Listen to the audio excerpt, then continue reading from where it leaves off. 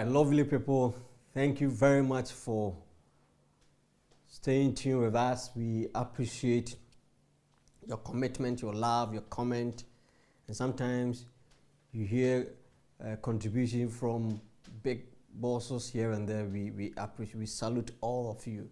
This is B25, a program that has been designed to help all of us, young adults, children, to be able to plan for the next 25 years. Yes, I said 25 years. You see, we base on this with one belief that life is predictable. Life is not a mystery. Life is predictable. Life is predictable because life is based on laws, principles, and rules. Over the period, over 20, almost 20 weeks, we've been sharing with you the various laws and principles. And today, we want to talk about the law of time. Wow. I don't want you to miss this wonderful opportunity, the law of time. Stay tuned even as we take a short break. We'll be right back. Welcome back. We're talking about the law of time. And the question is, what is time? What is time? We have several definitions, but one that I think I like is this one. Time is the indefinite continued progress of existence and events in the past, present, future regarded as a whole. Time is the indefinite continued progress of existence and events in the past, present, and the future regarded as one or regarded as a whole. Listen to me. The greatest resource God has given to man is time. In fact, I have come to realize that the most important things in life are for free. The air and time. Time, the beauty about this is that God has given to everybody equally. God has given to everybody equally. In fact, I like what my mentor, Dr. Sandy Adela, just said, that if you want to count time in seconds, you would realize that in a day we have about 84,000 seconds, which means that anytime you wake up, God gives to us $84,000 if you want to value it in monetary terms. Everybody is giving every day $84,000 to squander, to use. And the beauty is that it is for free. Time has been given to everybody for free. We have been given equally. The difference between the poor and the rich, the successful and the unsuccessful, the one who is progressing and the one who is not progressing, is about time. How they are using their time.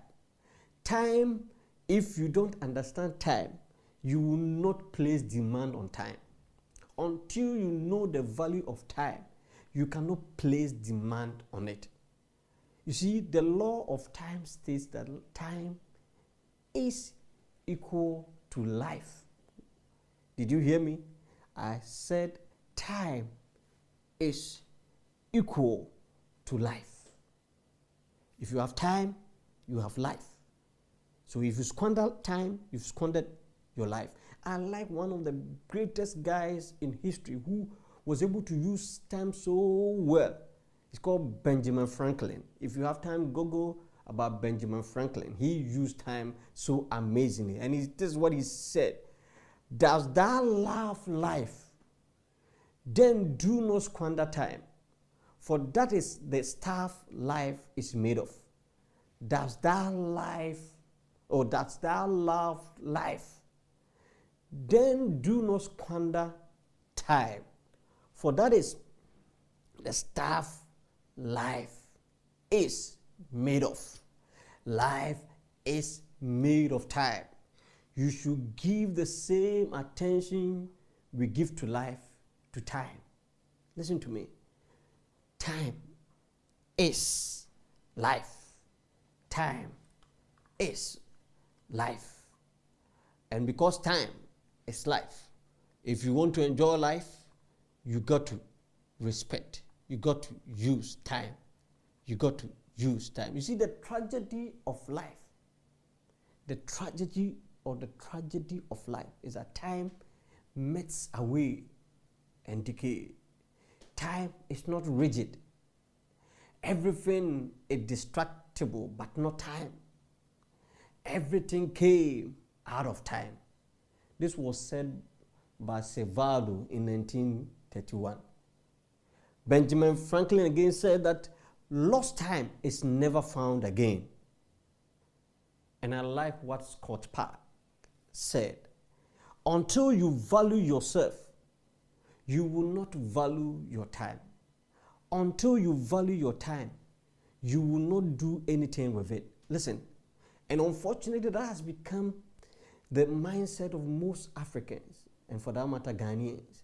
We think that we have enough time, so we don't really respect time.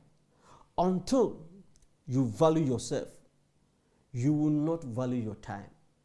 Until you value your time, you will not do anything with it.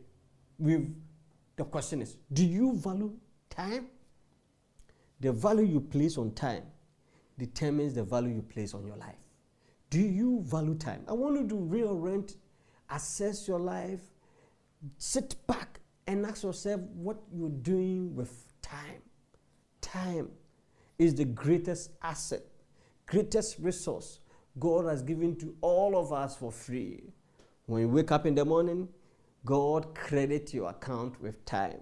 If you want to quantify it in seconds, in dollar, it will be $84,000 every day. Every day, God keeps on crediting our time, crediting our life with $84,000. That is 84 seconds in a day.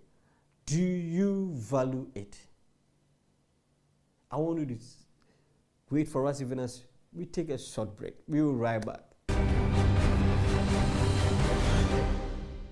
Welcome back. Thank you very much. We are talking about time, the law of time. I'm so excited when I'm talking about time. You see, many of us are not placing demand on time because we are not converting time into legacy. We are not using time to produce results. Do you know that you can live forever? If you want to do that, you must use time by converting into goods and services that will help humanity. Convert time into goods and services. Using time to create products. Use it to add value. Stop dreaming and start doing. You've dreamt for far too long. Time is running. Start doing. Take hold of every minute, second, and hour of your time. You stop calculating time based on days and months. Begin to calculate time based on seconds, minutes, seconds, and hours. When we were young, Christmas was too long a time. But when you are growing up, you realize that Christmas is too short a time. It tells you that 1 year is very short. Discipline yourself with time. Unfortunately, even within the church, when we go to church and the church service is supposed to start at 7 or 9:30 or whatever, many of us come to church late. Many of us come to church late. And when they are late and they're coming to church, you see the way they walk. Beloved, your time is equated to your life. And I think that some of us things have delayed in our life because we have not respected time. We have not valued time. We have not placed demand on time. Take hold of time. Don't live by chance. Take hold of time. Do something. Add meaning to time. Because time is your life. Your very life is time. Your very life is time. Listen to me carefully. The one quality which sets one man apart from another is the key which lifts one to every aspiration while others are caught up in the mire of mediocrity. It's not talent, formal education, nor intellectual brightness. It is self-discipline of time. With self-discipline, all things are possible. Without it, even the simplest goal can seem like the impossible dream. This was said by Theodore Roosevelt. Listen to me carefully.